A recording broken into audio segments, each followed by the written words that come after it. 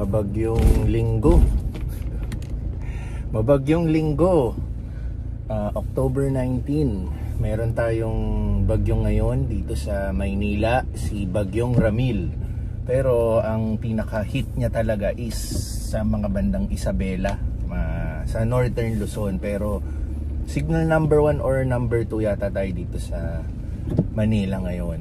So thank God naman kanina nag-ready hit go delivery pala tayo. Nairaos natin at umuulan siya pero hindi siya ganun kalakas, kaya nakayanan naman namin ni Richie. Kasama ko rin naman si Richie para alalayan ako sa pag-deliver. So ayun, ganun naman kami sa ready hit go, rain or shine.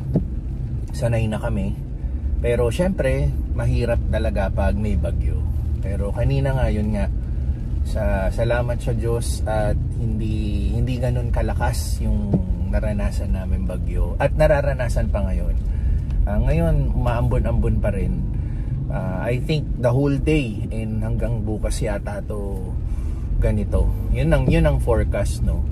So meron na namang chance-ang makancel ang klase ni na Pixar. So wag naman sana. Sana mawala na itong bagyong to ngayong araw na to para bukas back to normal. Panibagong week na naman. Okay, papunta tayo ngayon ng South Mall. Mag-workout tayo, of course. And then meron lang akong kailangan ipalaminate para sa school ni Pixar bukas. Isa sa requirements kasi kailangan nilang anong tawag doon, mag-submit ng hindi submit kailangan nilang magdala ng mga basic essentials. Yan, yung like alcohol, bulak, tapos flashlight, pito, yung mga pang emergency pag lumilindol or yan, may mga baha. Yan, parang may binigyan kami ng set of checklist. Yung iba naman kaya na naming kumpletuhin, meron sa mga bahay. Tapos may bibilin lang tayo ng kaunti sa South Mall after natin mag-workout. Yan. So si Pixar and teens nasa Alabang na sila today. Mamaya may dinner kami doon. So hahabol na lang ako doon after ko ma-accomplish lahat ng mga to. So ayun, mabagyong linggo ngayon. Pero yun, tuloy pa rin ang mga ating gawain. At yun nga, pasalamat ako at naging maayos yung delivery namin kanina sa Ready Hit Go.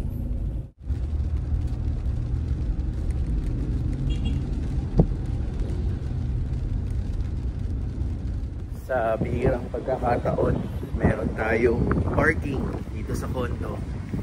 So eto, may ambon-ambon. Sana ganito na lang the whole day, no? Huwag nang bumuhos or ano, kasi syempre baha, di ba?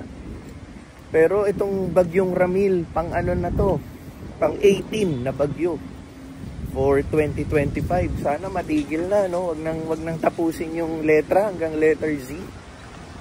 So ayun, workout muna tayo.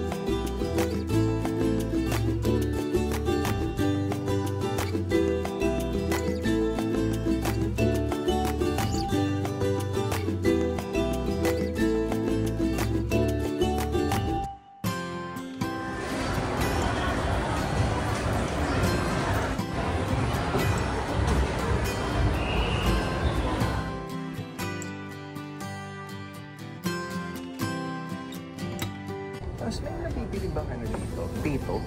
Meron sir sa cashier. Cashier? Tsaka Flashlight. parang flashlight. Nasa cashier lahat? Apo, Okay. magkasama na sila. Okay.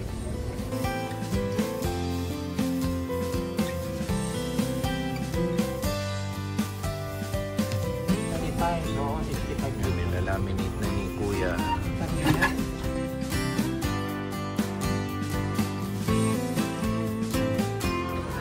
Ito yung pinalaminate natin. Health ID.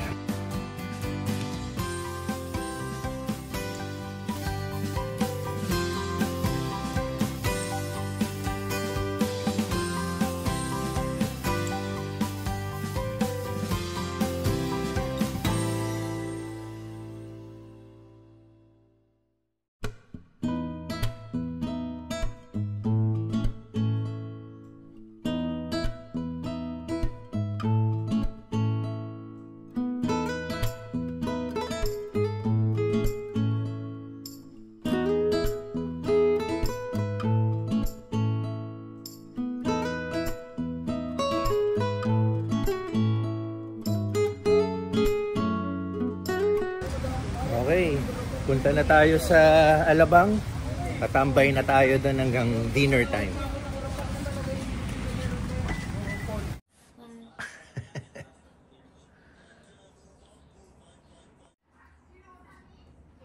Tambay mode.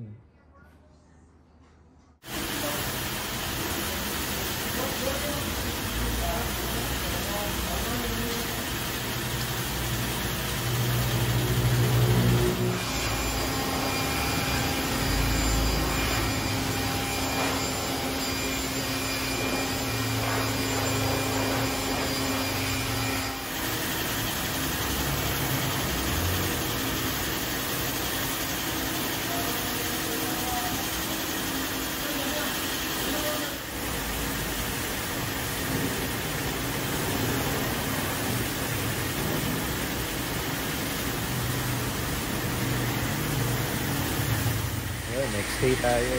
Bali, salamat sa Diyos, no? Tapos na yung bagyo natin. Wala na, maaraw na yung weather natin. Kaya si Pixar pumasok na rin sa school. Mamaya susunduin natin. Tapos kaninang umaga, nag-viewing tayo dito sa duplex natin. Maganda yung feedback. So, magbibigay sila ng decision nila in 1 week.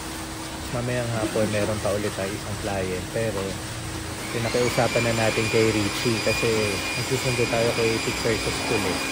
So, nag-iwan ako ng susi kay Richie para pagbuksan yung client natin sa duplex.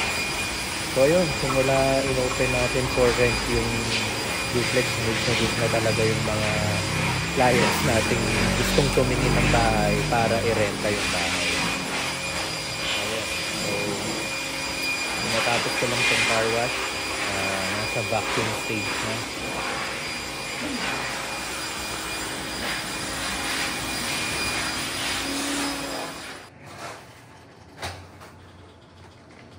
Okay. Balik tayo sa bahay. Nakapagpa-car wash na tayo. Tapos, yan. Magpapaka-healthy ulit tayo. Iwas muna ulit tayo sa mga iced coffee natin. Kahit paminsan-minsan. Ito. Papaka-healthy tayo.